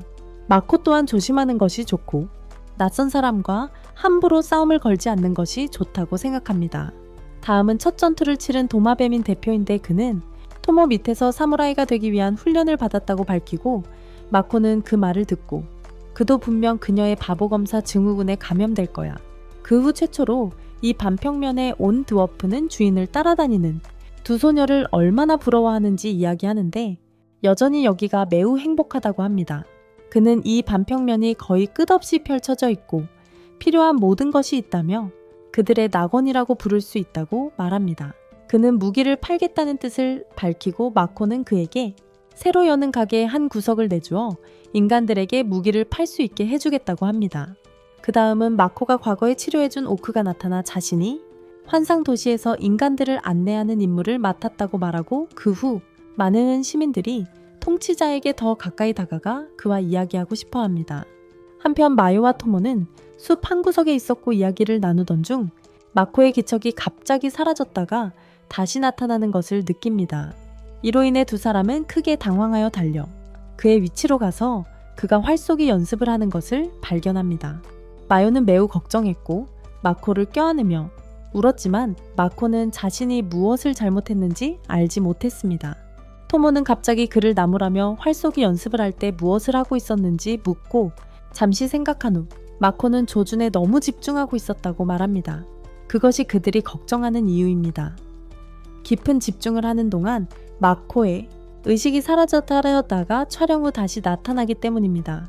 그는 아무런 문제도 없다고 생각하지만 마요는 더욱 울면서 그런 식으로 사라지는 것은 죽었을 때만 가능하다고 말하고 마코는 자신이 살아있었으니 별일 아니라고 말합니다. 토모는 그에게 심각한 문제를 모르고 있다며 다시 꾸짖습니다. 극도의 집중 때문에 그는 사라졌다가 나타났고 그것은 죽었다 다시 태어나는 것과 거의 마찬가지였습니다. 그 때문에 그의 마법이 급속도로 증가했는데 이것은 대부분의 사람들에게 불가능한 일이었고 현재 그의 마법은 너무 커져 버렸습니다. 그의 5개의 반지가 감당하기엔 너무나 큰 힘입니다. 마코는 걱정하며 자신의 기운이 다시 마왕처럼 새어나오는지 묻지만 토모는 이미 오래전에 그 한계를 넘어섰다고 말합니다. 지금 그의 마력은 여신과 같은 수준이며 그의 성장하는 힘 때문에 반평면이 계속 확장되고 있어 곧 문제를 일으킬 것입니다. 하지만 그것은 가장 큰 문제조차 아니었습니다. 만약 여신이 마코의 증가하는 만화를 알게 된다면 그를 위협이자 자신의 힘에 대한 도전으로 여기고 그를 죽이기 위해 움직일 것입니다. 마코는 이제 문제의 심각성을 깨닫고 카이를 이용해 자신의 기운을 감추기로 합니다. 토모는 자신을 위해 더 효율적인 마법 억제 도구를 준비해달라고 드워프들에게 부탁하겠다고 말합니다. 그에게 더 효율적인 마법 억제 도구를 준비해달라고요. 마요는 울고 탈수 증상을 보이고 있고 마코는 그녀를 방으로 데려갑니다. 토모는 앞으로 일어날 일들에 대해 흥분하며 떨고 있고요. 앞으로 어떻게 될지에 대해 흥분하고 있습니다. 다음날 마코의 정신 상태는 최악입니다. 첫째, 더 이상 활쏘기 연습을 할 수 없게 되어 긴장하고 있고 어젯밤 미호가 그와 함께 자려고 했습니다. 그리고 오늘은 가게를 열기 위해 너무 많은 허가를 받아야 했습니다. 그는 생각에 잠겨 있다가 자신이 골목길에서 얼굴에 던져진 가방을 피한다. 그것은 쥐를 닮은 반인반수의 것이었고 마코가 그를 돕는 와중에 사람들이 왜 그를 인간 같지 않다고 말하는지 알게 된다. 그때 한 여자가 그에게 작업을 걸고 그는 자신이 홍등가에 있다는 것을 깨닫는다. 하지만 그가 무슨 말을 하기도 전에 토모와 미호가 어디선가 나타나 그를 호텔 방으로 끌고 간다. 그들은 화가 나서 그가 여자의 사랑을 경험하고 싶다면 자신들이 여기 있었는데 다른 여자와 친밀하게 지냈다고 말한다. 여자들은 그를 몰아붙이며 자신들이 부족한 건 아니냐고 묻고 더 이상 기다릴 수 없다며 점점 공격적으로 변하며 그의 셔츠를 찢는다. 마코는 당황하여 마법으로 그들을 막고 안개문을 사용하여 도망친다. 미호는 주인님이 자신을 싫어할까봐 불안하지만 토모는 그가 그저 지나치게 수줍어했을 뿐이라고 이해한다. 마코는 서둘러 순간이동을 하다가 나무에 거꾸로 매달려 있게 된다. 그리고 엠마는 그의 찢어진 옷과 주변의 분홍 안개를 보고 그가 겪은 일을 이해한다. 다음날 미호는 마법을 억제하는 데 도움이 되는 새로운 옷을 보는 그에게 찾아와 개인적으로 사과한다. 그는 다시는 그런 짓을 하지 말라고 하고 미호는 그러다가는 평생 처녀로 살 거라고 대답한다. 분위기가 어색해지자 마코는 그녀에게 자신이 암브로시아 꽃과 그걸 지키는 반인종을 발견했던 숲에 대해 질문하고 그들과 이야기하러 함께 가자 하고 제안합니다. 숲에서 그들은 자신들을 염탐하는 모험가들을 발견하고 미호가 그들을 완전히 제거하려 하지만 마코는 그냥 비단으로 가두고 가버리라고 합니다. 그러다 연못 속 암브로시아 재배장을 발견하고 누군가가 분명히 잘 돌보고 있음을 알게 됩니다. 마코가 꽃 쪽으로 한 발짝 내딛자 미끄러질 뻔하고 과거를 떠올리며 미호에게 손을 잡아달라고 합니다. 그녀는 순간을 붙잡고 그의 손을 잡은 채 로맨틱한 꿈에 젖어들고 이 순간이 영원히 지속되기를 바란다. 하지만 그들의 순간은 두 명의 수호자에 의해 방해받는다. 호수의 수호자, 두 명의 숲, 오우거 혹은 숲보니 키 작은 쪽은 에리스라는 미치관계이자 어리석은 마법사이고 키 큰 쪽은 아쿠아라는 공격적인 궁수다. 마코는 그들과 이야기하기 위해 왔다고 말하지만 그의 옆에 있는 마코는 그녀의 남자와 손을 잡고 있을 때 방해한 사람들을 죽이려는 듯 악마의 기운을 내뿜는다. 탐욕스러운 모험가들도 암브로시아 꽃을 훔치려 오고 다른 한편으로는 그들은 또한 암브로시아 꽃을 훔치려 온 탐욕스러운 모험가들과 마주한다. 한편 숲의 오니들이 매우 적대적으로 보입니다. 미호가 광전사 모드로 그의 옆에 있으니 마코는 혼란스러운 상황을 혼자 처리해야 합니다. 미친 마법사 에리스는 미호에게서 그들의 신성한 꽃향기가 난다고 말하고 그 후 마코와 모험가들을 향해 얼음창으로 공격하기 시작합니다. 그는 미호를 데리고 도망치고 모험가 여성이 그에게 왜 싸우지 않고 도망쳤냐고 묻자 그는 그녀가 붉은 불빛 지역에서 자신에게 작업 걸었던 그 여자라는 것을 깨닫습니다. 마코는 카이를 사용하여 얼음창을 막고 궁수 아쿠아가 더 작은 화살로 갈라지는 마법 화살을 쏘는 것을 봅니다. 화살을 쏘아 작은 모험가들을 공격합니다. 하지만 마코는 자신의 카이로 그 마법 화살들을 쉽게 막아내고 숲의 오니들은 그가 두 공격 모두를 막아낼 수 있다는 사실에 놀랍니다. 그는 여전히 미호를 얻고 불화살에서 도망치지만 그때 토모가 심술을 부리고 그를 놀리려고 텔레파시로 그를 부릅니다. 그녀는 모든 일이 보인다면서도 마코가 거미소녀를 제일 좋아하고 사무라이 문화에 대해 이야기할 때마다 꾸중을 하기 때문에 도와주지 않겠다고 말합니다. 그는 그녀에게 일본도를 만들게 하고 심지어 술 공장도 차려주겠다고 대답합니다. 그리고 그 말이 용소녀에게 통하고 주인에게 이 상황을 헤쳐나갈 전략을 알려줍니다. 먼저 다른 모험가들 주변에 연막을 치라고 합니다. 숲의 오니가 그들을 볼 수 없다면 그녀는 그들을 환상도시로 빨아들일 안개의 문을 사용할 것입니다. 마코는 그녀의 지시를 따라 불덩이를 사용하여 연기를 만들어 토모가 일을 할 수 있도록 합니다. 그런 다음 거미소녀를 진정시키는 비법을 마코에게 알려줍니다. 그녀가 가장 좋아하는 간식, 그의 피를 먹여 진정시키는 것입니다. 마코는 날카로운 얼음 송곳으로 손을 베어 피를 그녀에게 먹이고 그녀는 기꺼이 모두 핥아먹고 입술을 핥으며 식사에 감사를 표합니다.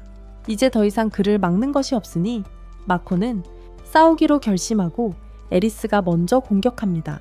그녀는 침입자들을 공격하기 위해 강력한 눈보라를 만들지만 마요는 자신의 어둠, 마법으로 마법과 주문을 흡수하고 숲의 오니는 여전히 주문을 외우고 있습니다. 자신의 시녀의 교활한 계략에 감탄한 마코는 경고의 섬광을 준 후 매우 밝은 화구를 사용하고 위크엔드의 블라인딩 라이트를 부릅니다. 숲의 오니들은 몇 초 동안 움직이지 못하고 그 시간을 이용하여 마코는 자신의 마법으로 그들의 지팡이와 활을 부수고 만약 그들이 아직 숨겨둔 무기가 있다면 마요에게 강한 실로 그들을 묶으라고 합니다. 인질로 잡은 후 그는 단지 여기 와서 거래를 하려 온 상인일 뿐 꽃을 훔치려 온 것이 아니라고 말합니다. 그들은 그와의 사업 제안을 받아들일 수 있으며 마코를 마을로 데려가 장로들이 그의 말을 들어볼 수 있게 제안합니다. 경비병들은 무역 제안을 스스로 받아들이고 마코를 마을로 데려가 장로들이 그의 이야기를 들어볼 수 있게 제안합니다. 그래서 그들은 숲속에 숨겨진 그들의 마을에 옵니다. 마법 장벽으로 보호된 곳이죠. 그런데 그 장벽은 마코에게 이상하게 익숙하게 느껴집니다. 그리고 그는 수보니 부족의 장로들을 만납니다. 그런데 그가 그들에게 요정이냐고 묻자 그들은 불쾌해합니다. 그들은 자신들은 다른 종족이며 사실 일반 요정들의 조상이라고 말합니다. 그들은 자신들이 일반 요정들의 조상이라고 말합니다. 엘프들이 정령들에게서 받은 힘에 의존하는 동안 숲의 오니들은 숲을 지배할 수 있는 자신들만의 지식을 가지고 있었습니다. 그들의 사업에 대한 논의가 시작되기 전에 추장의 아들인 돈이 방으로 들어와 손님들에게 거칠고 적대적인 태도를 보입니다. 그는 아버지와 다른 원로들과 심지어 언쟁을 벌이며 그들을 겁쟁이들이며 바보들이라고 부르며 용의 장벽이 그들을 안전하게 지켜주던 것이 약해지는 동안에도 마을에 숨어 있는다고 말합니다. 그는 또한 마코가 그들의 숙련된 전사 2명을 물리칠 수 있었던 만큼 단순한 상인이라고는 생각하지 않으며 그 후 방을 떠나면서 은근하면서도 위협적인 경고를 남깁니다. 그 후 마코는 원로들과의 면접을 시작하고 그들은 하루 대부분을 차지합니다. 저녁이 되자 그는 정신적으로 지쳐서 만납니다. 자신들의 선생님을 만나게 해달라고 하는 에리스와 아쿠아를. 마코는 더 이상 사람들을 만날 만큼 지쳐 있었지만 거절하는 순간에도 선생님은 그들의 방벽을 부수고 들어옵니다. 쾌활하게 파괴적인 그 남자는 자신을 몬도라고 소개하고 공격적인, 외향적인 사람처럼 마코와 열렬하게 악수를 나눕니다. 그리고 요즘 이렇게 기분이 좋았던 적이 없다고 말합니다. 방 안의 모든 여자아이들은 그의 성별을 의심하고 마요는 특히 그가 자신의 주인의 손을 자신의 손보다 1초 더 오래 잡았다는 사실에 격분합니다.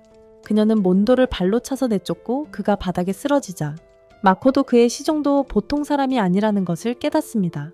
그의 상처는 저절로 아물고 그는 웃으며 자신을 만난 것을 후회하게 될 거라고 말합니다. 그들이 밤을 보내기 전에 마코는 미오에게 숲의 오니들을 감시하라고 말합니다. 특히 돈과 몬도는 그에게 매우 수상쩍어 보였습니다. 그녀는 임무를 받아들여 바닥으로 사라지고 먼저 변태 선생님을 확인하러 갑니다. 그리고 그에게는 자신이 때린 곳에 상처조차 없다는 것을 알게 됩니다. 그에게는 또한 강하고 부자연스러운 돼지 만화가 그를 둘러싸고 있었고 마야는 확신했습니다. 그는 무언가에 사로잡혀 있고 그녀의 탐욕스러운 감각은 그것이 맛있을 것이라고 그녀에게 말해줍니다. 그러자 그녀는 거미줄을 이용해 돈의 누군가와의 텔레파시 메시지를 가로채고 그가 악마들과 접촉했으며 함께 큰 음모를 꾸미고 있었다는 것을 알게 됩니다. 마야는 모든 것을 마코에게 보고하고 마코는 그녀의 노고에 감사한 뒤 확인해야 할 일이 있다며 그녀에게 토모와 자리를 바꾸라고 요청합니다. 그 후 숲의 오니들은 손님을 위해 파티를 열고 마코는 파티를 즐기는 동안 돈과 몬도가 무언가를 이야기하는 것을 보고 그러자 몬도가 갑자기 돈의 목을 잡고 그의 몸에서 이상한 괴물이 튀어나옵니다. 모든 것을 흡수하는 해골 괴물의 형태를 취해서 돈의 생명력을 흡수하고 그를 껍데기로 만들어 죽입니다. 모두가 공포에 질리고 마코는 해골 괴물에게 2 남자를 죽인 이유를 따집니다.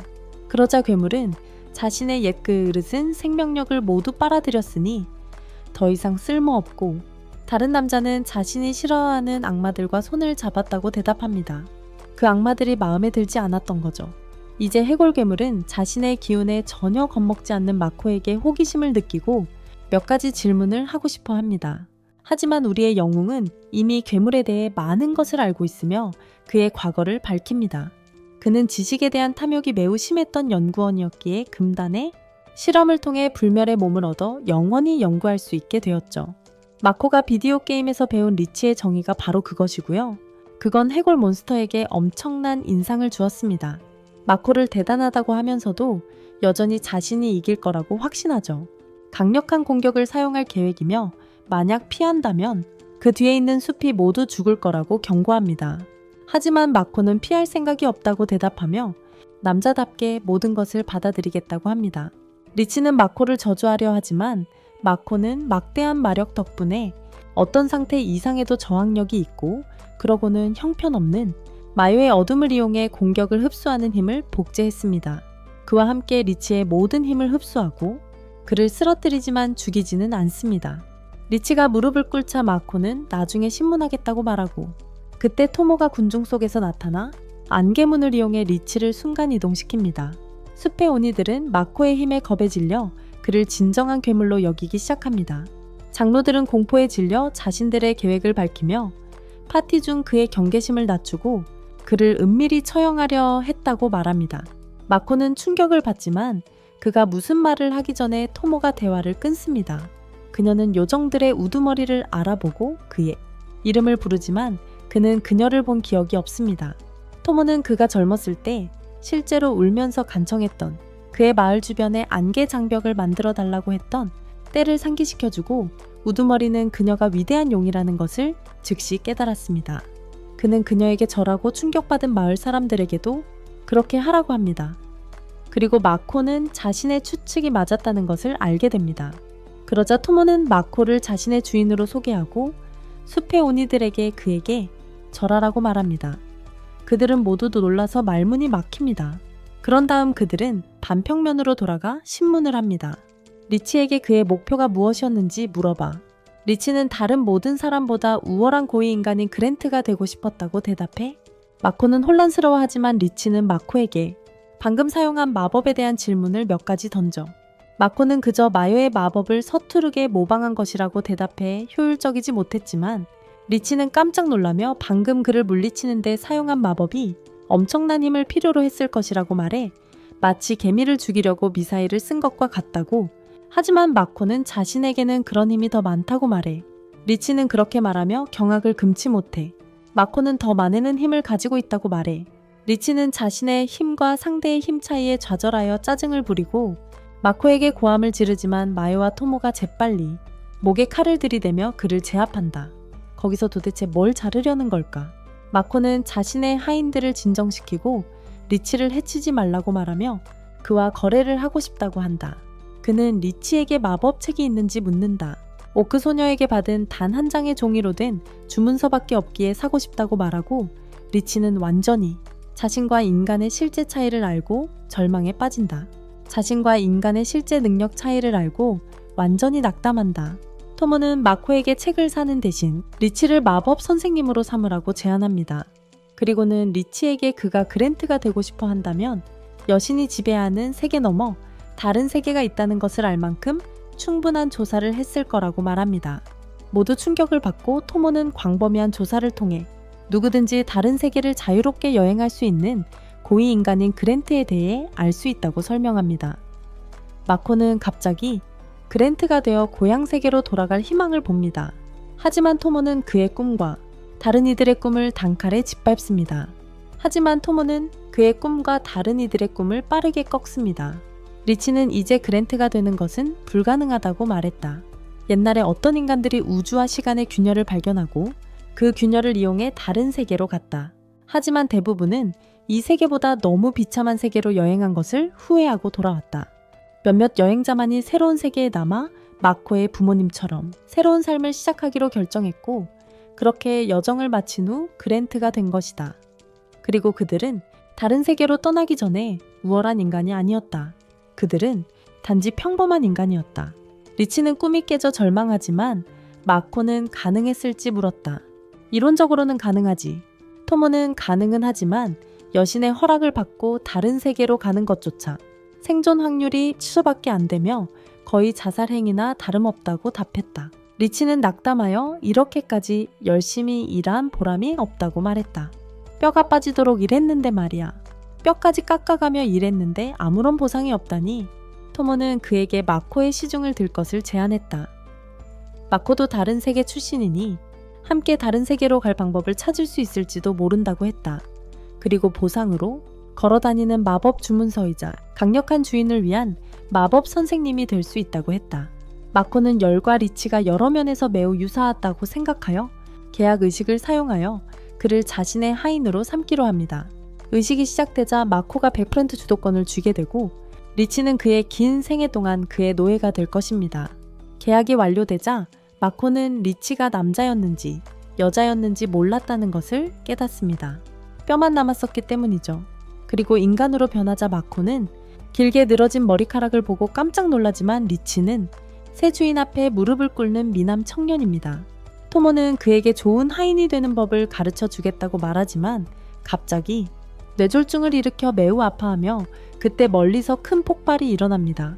장소가 흔들리고 용소녀가 피를 토하며 실수했다고 말한 뒤 기절합니다. 마코는 걱정하며 미호에게 토모의 출혈을 치료하라고 말하고 자신은 서둘러 리치와 함께 폭발 현장으로 달려갑니다. 리치는 근육과 피에 익숙하지 않아 잘 뛰지 못합니다.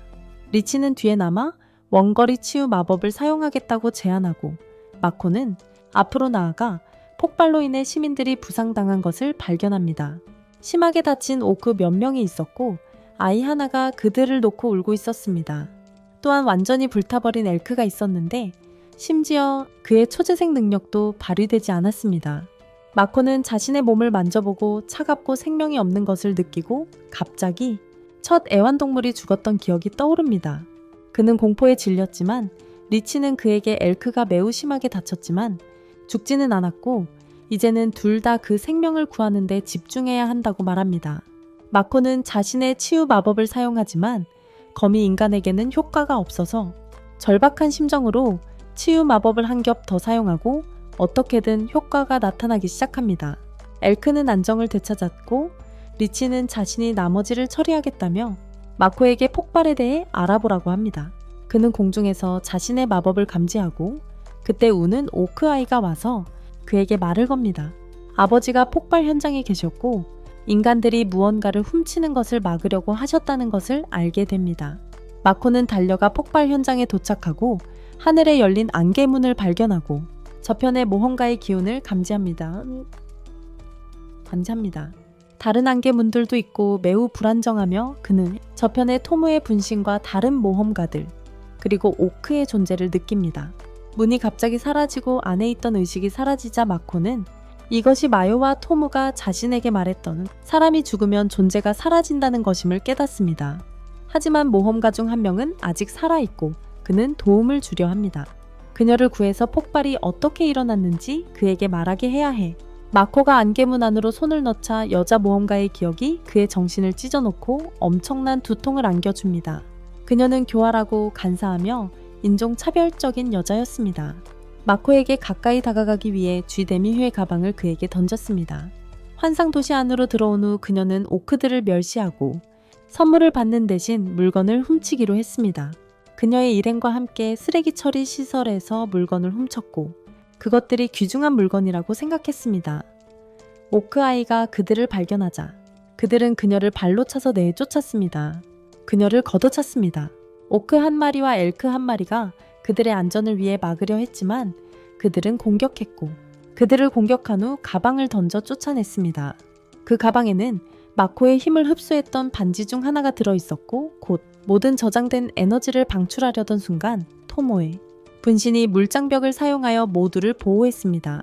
하지만 폭발은 너무 강력했고 분신과 다른 사람들을 죽였고 그걸 본 마코의 정신은 붕괴되었습니다.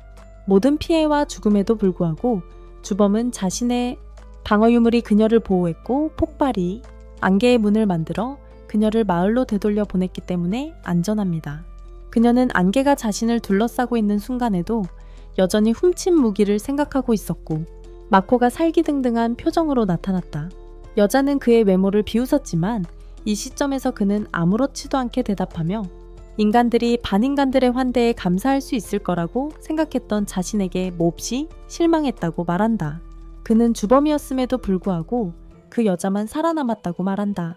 그리고 그는 인간들이 여신의 은총 덕분에 너무 운이 좋다고 말한다.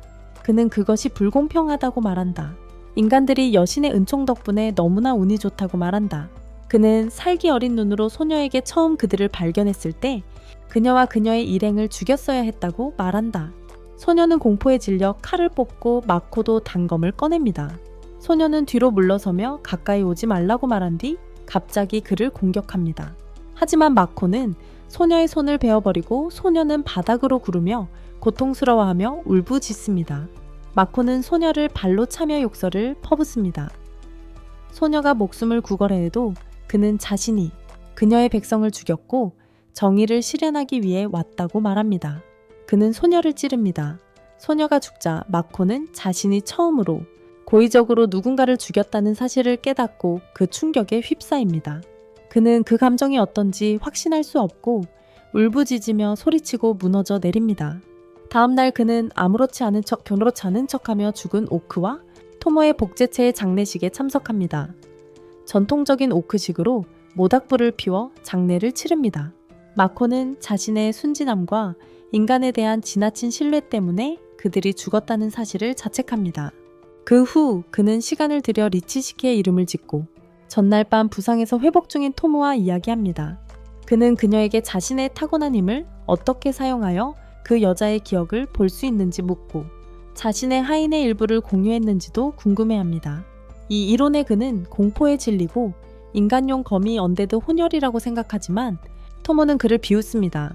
다른 하인들은 하인의 육체나 영혼이 주인에게 들어가지 않으므로 그는 변함없다고 설명합니다. 또한 주인과 그의 주인은 하인들의 힘을 사용할 수 있지만 능숙하게 다루려면 시간이 걸립니다. 하지만 긴급 상황에서는 주인이 신뢰하는 하인의 힘이 제어 불능으로 발현될 수 있습니다. 마요는 마코가 토모를 더 신뢰하는 것에 질투심을 느껴 자신의 힘이 발현되었고 주인에게 더 가까이 다가가려 다투는 과정에서 시키를 단지 쓸모없는 하인이라고 부르며 그에게 정서적 피해를 입힙니다. 그 후 마코는 도시를 둘러보며 주민들과 환상 도시와 실제 마을 사이에 벽을 세워 안전조치를 개선하는 문제에 대해 논의합니다.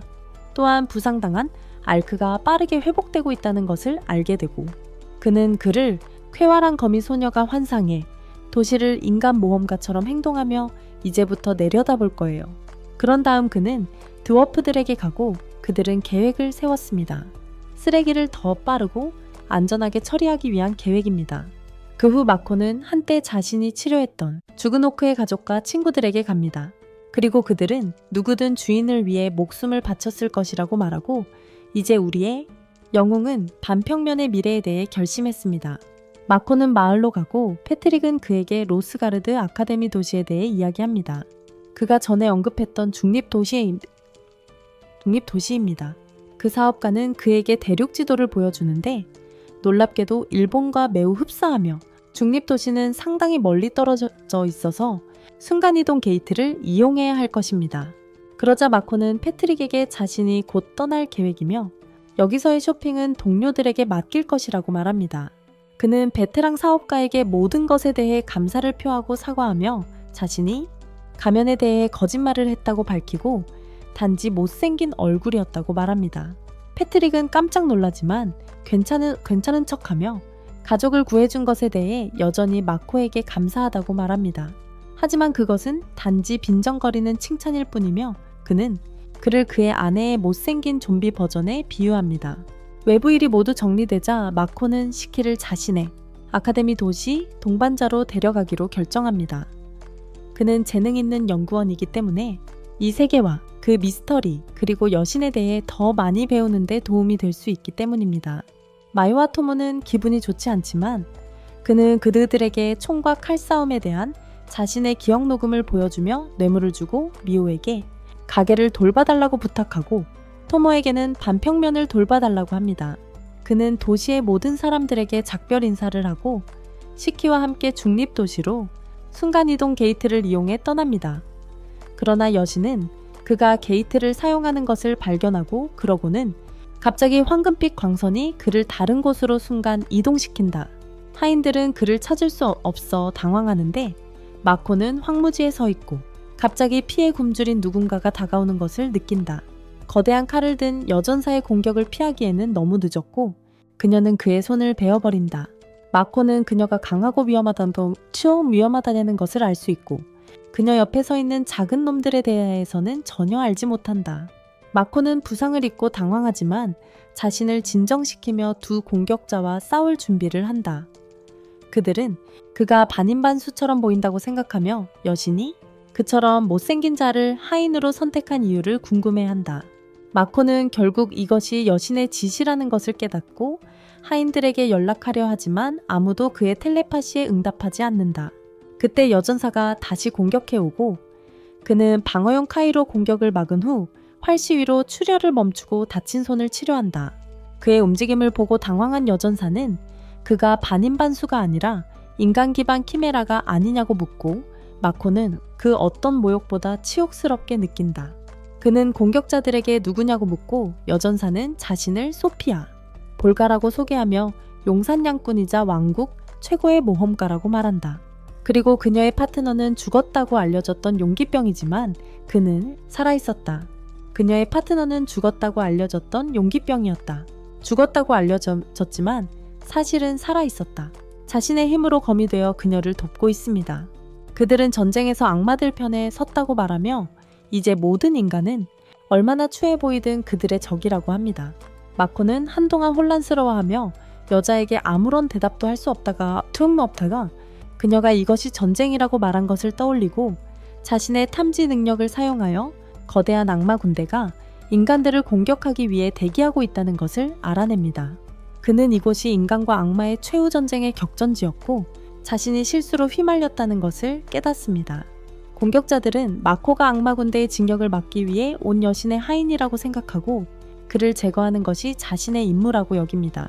그는 이 상황에서 도망칠 수 없다는 것을 깨닫고 소피아와 랜서와 싸울 준비를 합니다. 코트를 민첩성 모드로 바꾸면서 말이죠. 하늘의 불덩이를 소환한 후 그들에게 총알 폭풍을 퍼붓습니다. 그리고 그 공격을 막는 사이 그는 잠시 도망쳐 숨으려고 합니다. 하지만 그의 앞길을 가로막는 수정벽에 막히고 그의 발밑에서 수정 첨탑이 솟아오르며 가까스로 피해내리라 따다의 정해서 피해냅니다. 게다가 소피아와 랜서는 완벽한 호흡을 자랑하며 소피아는 공중에 떠있는 수정들과 위치를 바꿔 마코에게 예측 불가능한 기습 공격을 가합니다. 마코는 자신의 카이로 공격을 막지만 단 한 방에 산산조각 나고 적들에게 압도당하고 있습니다. 소피아는 그에게 전혀 기술이 없고 엄청난 괴력만이 그를 지켜주고 있다고 말합니다. 그것은 수호의 여신의 힘이라고 생각하고 그것을 무효화하기 위해 수호를 없앨 수 있는 악마의 반지를 낍니다. 반지는 제 역할을 하고 소피아는 이제 마코가 자신들과 싸울 만큼 강하지 않다고 생각하지만 그는 자신이 애초에 수호의 여신의 힘을 받고 있지 않았다고 말하고 랜서가 궁금해합니다. 그는 여신이 사용했던 황급빛 광선을 타고 내려왔는데 그가 여신의 종이 아니라면 왜 그랬냐고 묻고 주인공은 자신은 아무것도 모르며 그들과 싸울 이유가 없다고 대답합니다. 공격자들은 그의 말을 듣지 않고 죽기 전에 이름을 말하라고 한다. 마코는 자신이 1급 상인이라고 소개하고 소피아는 그를 조롱하며 그가 상인이라면 자신은 여관의 웨이트리스일 뿐이라고 말하지만 어쨌든 그를 죽여 임무를 완수할 것이라고 한다. 은총의 여신이 없으니 쉽다고 생각하지만 마코는 자신의 진짜 힘을 보여주고 그들의 오해를 풀기로 한다. 그는 미소를 지으며 반지를 하나 빼고 강렬한 기운이 뿜어져 나와 공격자들을 충격에 빠뜨린다. 그리고 강화 카이를 사용하여 전신을 강화한 후 숨겨진 마법을 풀어 강력한 힘을 방출한다. 충격파와 파괴적인 화염 에너지 기둥을 일으킨다. 그의 힘을 보여주는 것만으로도 두 공격자를 날려버리고 그들을 감지하여 그의 카이를 이용해 그의 비장의 카드 특별한 드워프들이 만든 목표물을 절대 놓치지 않는 특수한 화살을 꺼낸다. 그리고 불꽃 활과 화살을 소환하여 강력한 화살을 발사하는데 그것은 연기와 먼지를 뚫고 두 공격자를 향해 날아간다. 그들은 공격에 대비하지만 그것은 그들의 생각일 뿐이었다. 하늘에서 화살은 여러 개의 작은 조각으로 나뉘어 방패를 꿰뚫고 그들의 방어를 무너뜨려 그들을 날려버린다. 다음으로 마코는 물 화살을 사용하고 이제 랜서도 그가 정말로 여신에게 저주받았고 그 저주를 풀자 오히려 더 강해졌습니다. 마코가 물 화살을 쏘자 랜서가 물이 자신의 강한 속성이라고 외칩니다. 그리고 화살을 막기 위해 방어막을 만듭니다. 하지만 두 물 속성 공격이 부딪히면서 그는 마코의 물 마법 사용 재능이 자신보다 뛰어나다는 것을 알게 되고 그 결과 얼어붙습니다. 주인공은 마침내 이겼다는 사실에 기뻐하지만 소피아가 다시 공격하고 그는 그녀의 첫 공격을 피합니다. 하지만 그녀는 그를 조롱하며 그가 피할 수 없는 방향에서 베어듭니다. 그리고 그는 화살을 이용해 공격을 막기로 합니다. 드워프 기술은 로 만들어진 것보다 훨씬 우수하다는 것이 증명됩니다. 랜서의 힘에 산산조각 나고 용소녀는 고통스러워하며 비명을 지른다. 마코가 승리를 자축하기도 전에 소피아가 그의 뒤에서 그를 졸라 질식시키려 한다. 랜서는 하늘의 수정을 만들어 소피아와 바꾸고 그녀를 대기권을 넘어 점점 더 높이 올린 후 그 높이에서 마코를 떨어뜨리고 파트너는 소피아를 안전한 곳으로 데려간다. 추락하는 동안 마코는 자신의 길에 있는 수정들이 높이보다 더 위험하다고 생각하고 그것들을 부수기 위해 화구를 사용한다. 땅 위에서 소피아와 랜서는 자신들이 이길 것이라고 확신하지만 그때 하늘이 7월 4일 밤처럼 밝게 빛나고 화구들이 쏟아진다. 그리고 화구들이 비처럼 쏟아진다. 하늘에서 인간과 악마 군대 두 공격자를 동시에 폭격합니다. 마코는 적들을 볼 수 있을 만큼 높이 올라갔고 마지막 공격으로 그들을 물리칩니다. 그는 마력이 가득 찬 모든 반지를 벗어서 드워프의 화살과 물의 원소와 결합하여 자신이 할 수 있는 가장 강력한 공격을 만들어냅니다. 그리고 그것을 쏘는 순간 너무 집중한 나머지 공중에서 사라집니다. 화살이 정말 커지고 땅에 닿자 반지들이 하나씩 부서지고 사정거리 안에 있는 모든 사람들이 거대한 물 폭발이 일어나기 전에 얼어붙습니다. 그것은 빠르게 수축합니다. 공격으로 분화구가 생겼고 남은 에너지는 물이 새 호수를 만들었고 소피아와 랜서가 간신히 살아남아 그곳에 떠 있었습니다. 그들은 마코도 죽었을 거라고 생각하고 소녀는 만약 그가 죽지 않았다면 자신이 직접 죽이겠다고 생각합니다. 마코는 자신의 두 아름다운 시녀들에게 둘러싸인 이 이계의 자신의 침실에서 깨어납니다. 그들은 그가 완전히 회복된 것을 보고 기뻐합니다. 그러고 나서 그는 토메모에게 용랜서가 죽지 않고 대신 소피아의 파트너가 되어 둘 다 악마들과 손을 잡고 자신을 공격했다고 말합니다. 시키는 여신이 아마도 순간이동 게이트를 장악하여 그를 전장으로 보내면서 마코에게 악마들과 싸우도록 강요했을 것이라고 추측합니다. 그는 동의하며 여신과 맞설 준비가 너무 안 되었다고 말하고 그래서 시키와 함께 아카데미에 가서 최대한 빨리 마법 기초를 배우고 싶다고 한다. 토모와 미오도 함께 가고 싶어 하지만 그는 그들이 자신의 비장의 카드이며 여신으로부터 그들을 지켜야 한다고 설득한다. 그 말에 두 소녀는 얼굴을 붉히며 그의 결정을 받아들이고 행동할 시간이 되면 자신들에게 연락하라고 재촉한다. 그러자 토모는 마코에게 새로 만든 작은 복제체를 소개하는데 이전 것과 거의 똑같지만 머리 색깔이 다르다. 마코의 마법 반지를 코어로 사용하여 이 복제체를 만들었다고 말한다. 그래서 더 강해지고 마지막 단계에서 확장되지 않을 거예요. 이전 복제체와 함께했던 시간을 떠올리며 그는 감정에 북받쳐 그녀의 이름을 코모라고 짓기로 합니다. 토모는 이 기회를 틈타 복제체가 두 사람의 만화를 결합하여 태어났으니 그녀는 두 사람의 아이와 같고 미오는 용소녀가 바랐던 만큼 질투하고 있다고 말합니다. 또한 토모는 숲의 오니들을 데미플레인의 시민으로 영입했고 그들은 도마뱀 인간과 오크 용사들과 싸우는 혹독한 훈련을 받고 있습니다. 한편 연금술사 소녀는 환상해 그 도시에서 그녀는 모험가들이 거절하기 어려워하는 예쁜 10대 소녀처럼 행동합니다. 마코의 가게도 상인도시에 마침내 문을 열었고 많은 인간들이 그곳의 반인간 직원들 때문에 야단법석입니다. 에렌과 드워프 한 명이 가게 앞에 서 있고 드워프는 손님의 단검을 허락 없이 가져가서는 상태가 좋지 않다고 불평한 다음 즉시 무료로 수리해서 미오가 한번 확인한 후 돌려줍니다. 그 남자는 날카로움에 놀라 뺨을 베이고 에리스는 그에게 치유 포션을 던져 그들의 다양한 상품을 홍보합니다. 이제 사람들은 저렴한 가격에 판매되는 놀라운 제품들에 열광하고 있으며 이는 전적과 친구들을 포함한 더 많은 고객을 끌어들입니다. 토모와 라인이 멀리서 가게를 지켜보는 동안 마코는 시키의 가게를 맡았다. 그는 소피아와 랜서와의 싸움에서 여신이 그를 강제로 보낸 그 싸움에서 발생한 피해에 대해 알게 되었다. 그는 두 적을 처리하기 위해 전력을 다했지만 그 때문에 인간과 악마 군대도 큰 손실을 입었다는 사실을 깨닫지 못했다. 그는 또한 여신이 선택한 영웅인 지구 출신의 인간이 2명 더 있다는 것을 알게 되었고 마지막 전투 후 사람들은 그를 세 번째 영웅이라고 부르기 시작했다. 전투 후 사람들은 그를 제3위의 영웅이라고 부르기 시작했습니다. 더 나은 사람이 되겠다고 다짐한다. 그를 위해 우는 부모님과 첫사랑을 생각하며 더 나은 사람이 되겠다고 약속했다. 엠마가 작별 파티에 데려가려고 온 순간 마코는 모든 것이 그녀를 만났을 때 시작되었다는 것을 떠올리고 다른 세계에서의 삶이 그렇게 나쁘지 않았다고 생각합니다. 하지만 마요와 토모가 또 싸우고 시키가 바닥에 쓰러져 있는 것을 보고 아무것도 할 수 없다는 것을 깨닫고 방금 한 말을 취소합니다. 이대로라면 자신의 미래가 별로 좋지 않다고 생각하지만 최선을 다해 부모님에 대해 더 알아본 후 집으로 돌아갈 방법을 찾을 것입니다.